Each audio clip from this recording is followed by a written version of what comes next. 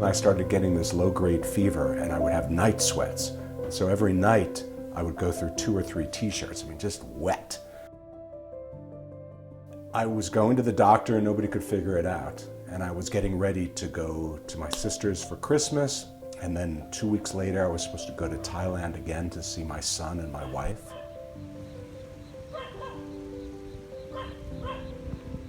I packed up my car with presents, wrapped them up.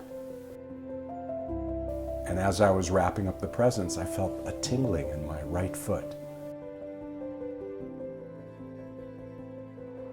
I went to the doctor, I told him about it, he did some lab work, and at the end said, I think you should go over to Cedars.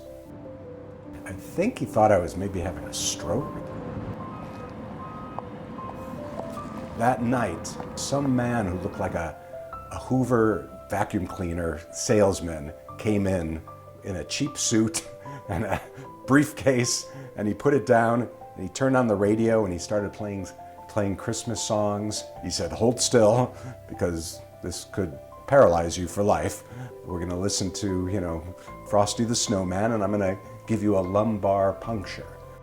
And from this spinal tap, they were able to detect proteins that were a determinant of Guillain-Barre Syndrome, or GBS. And that's when the ascending paralysis started taking place all through my body, started in my toes, went all the way up to my eyelids where, I was in bed, not able to close my eyes. It hit my chest, my lung collapsed, I needed a tracheostomy, a feeding tube, obviously a catheter. I've seen a lot of Guillain-Barre over the years, and it's always kind of a bad sign that somebody has disease that progresses quickly to the point that they're paralyzed, can't breathe, have to have this tube put in. So everybody was preparing for the worst. I wasn't 100% confident that he would be with us. A lot of times with Guillain-Barre, people run into complications, like a little aspiration can lead to a major pneumonia and death. I had no idea how long of a recovery it was going to be, how many hospitals I'd be in, how many different battles I'd have to fight, wheelchairs, walkers, canes, all of the problems that went along with it. I wasn't thinking ahead, I was really in the moment. I didn't expect to walk in December 20th and then get wheeled out 99 days later.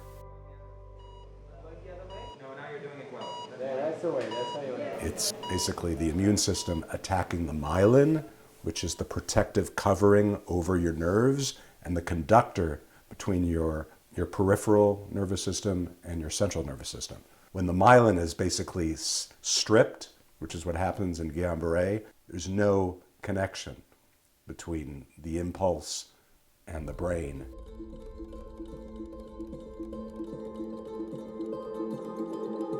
And that's when they started with something called HGIV, which is a hemoglobin intravenous unit. And it basically stops the body from continuing the assault. Then it's up to you to get better. I always say that Guillain-Barre, it takes you to the brink of death and then doesn't have the decency to just finish you off. It says, okay, pal, let's see what you can do.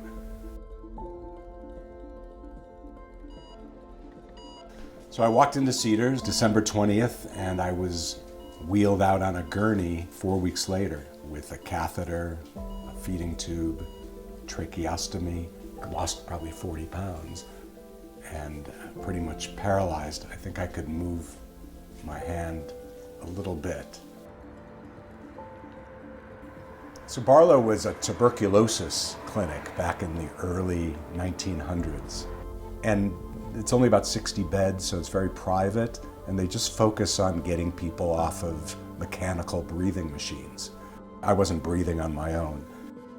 We were able to get him far enough that he could tolerate having the tracheostomy, which is the breathing tube that had been surgically inserted into his throat, having that plugged so that he was off the ventilator breathing completely on his own. Aside from the breathing, though, he could move his head and his face, but he could just barely wiggle fingers a little bit. Other than that, really no movement of the rest of his body. So he had a long way to go. They had sat me up, and I remember how painful it was the first time. I didn't think I'd be able to do it again. The pain was just unbearable. And I remember I had to do it in order to get out. And I told him, Jane, let's go, let's work out. And sometimes, no, not right now. Okay, what time you want me to come back? I said, later on, I want to relax for a while. Okay, and then I'll come back. I said, now we're ready? Okay, let's work out. So we'll do that, we'll do range of motion on the hands, range of motion on their foot. So we'll do that. So that's a good thing because we want them not always lying in the bed. I got out about 3 weeks later, but still paralyzed. I still couldn't turn. I couldn't walk, of course, couldn't stand up. One of my dearest people to me is my Aikido instructor, Chikako. And Chikako got me and recommended into probably the best physical rehab facility in LA. It's called California Rehabilitation Institute, and it's run by Cedars and UCLA. His was one of the more severe cases that I've worked with. So when he came in, he could barely move anything. Physical therapy is getting your body moving again so it can actually move. And then occupational is so that you could be productive doing something.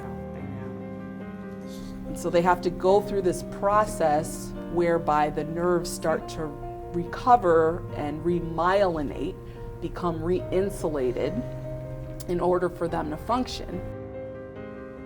At points, I wish I was dead because after 60 days of laying on your back, your muscles have completely atrophied. The myelin hasn't grown back. It grows back a centimeter every 24 hours. Patients with Guillain-Barre, it's very cumulative. You get a flicker at first and a slight movement here or there, and then they reach what you call this breakaway point. And then the cumulative improvements are much more dramatic.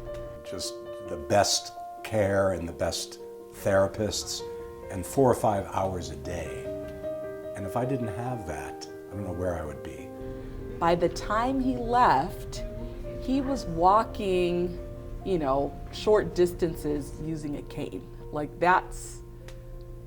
It was pretty remarkable to witness. And I was there for 7 weeks. Yes. Basically, they wheeled me in paralyzed, and when I got out, I was in a wheelchair. I was able to wheel myself around. I could stand up for about 30 seconds without falling. Okay, cut. I still couldn't open a bottle of water or turn the key to my house, I remember. So I was still very weak. And going home, I was nervous, who's gonna take care of me? And I got in the car, and I remember it was the first time I had worn jeans, and the fabric hurt my skin.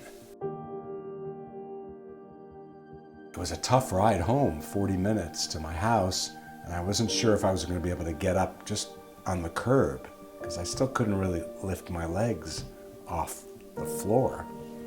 But they got me in the house, they set me up with a toilet that had sides. I had a great home care nurse.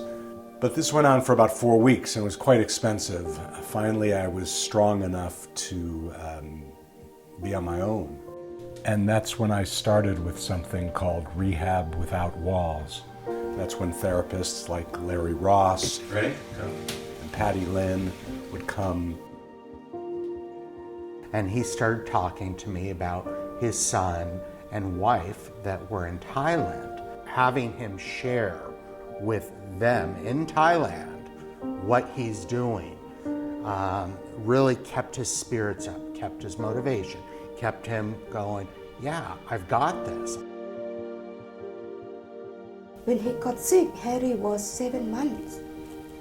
Harry is starting to crawl and talk. And then Dean is close to death at that time. But I couldn't do anything. I just keep in touch with Mark, asking him every day, how is Dean, how is Dean? But I tried my best at that time, taking care of Harry. The interesting thing is, here was my son, who was a baby, learning to sit up, eat, drink, move, smile, and I was actually going through those exact same things as a 58-year-old male. I teased Harry saying, who was going to walk first, you or me? And he said, I hope you do, Daddy, because you're a grown man. I'm just a kid. And he wanted to not do therapy here and go to the dojo. Part of the reason we stayed here the first couple of times, even though he really wanted to go out, is that you don't want to over-fatigue the muscles when you start. So he's so motivated to get going, but it's like you can't do 100 leg lifts and raises and go walking and do all this stuff, then your body is actually just going to be overtired and almost like attack itself again, and then you move backwards. So it's a balancing act. You have to like do enough, do it every day, consistently, but not too much. Patty would take me to the dojo to see Chicago and Roger. That's where I was able to actually get off the walker and start walking with a cane. Patty brought him all the way from Pasadena to West LA so he has a big space. You know, at the home, if you fall, it's kind of hard, but he's used to being falling in here, so he felt comfortable, and then so he will do the rolling. I said, just hang in there, you know, your daddy and you have son, you know, there and in Thailand, but you need to be strong and get through this. Being in Aikido and being in that discipline all the years, most of his life, taught him a sense of dedication and determination, drive, and he fought his way back. I started going to the Rose Bowl. I did like water aerobics with all the geriatric old ladies, and Larry would get in the water with me.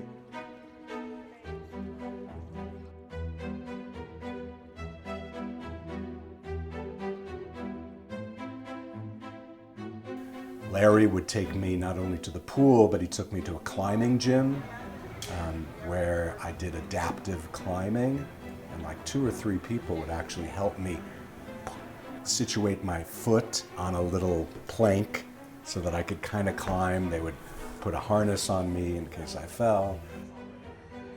Dean has a really good attitude, so not every patient has that, and your ability to progress and also just like to integrate back into life and be happy has a lot more to do with your mindset than your physical capabilities, but he was always motivated.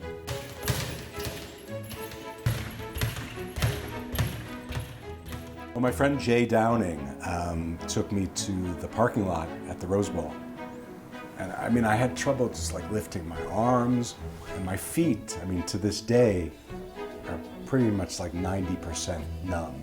The muscle memory came back and I drove slowly and started to drive.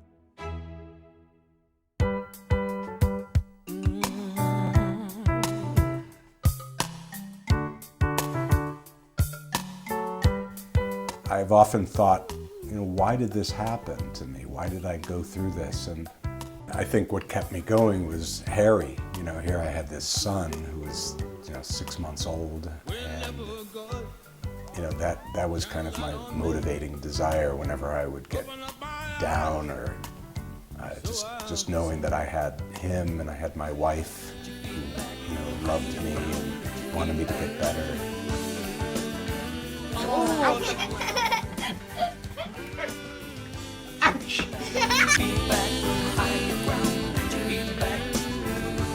No matter how bad your situation is, if you have family and friends and people who love you, you're probably going to be pretty happy.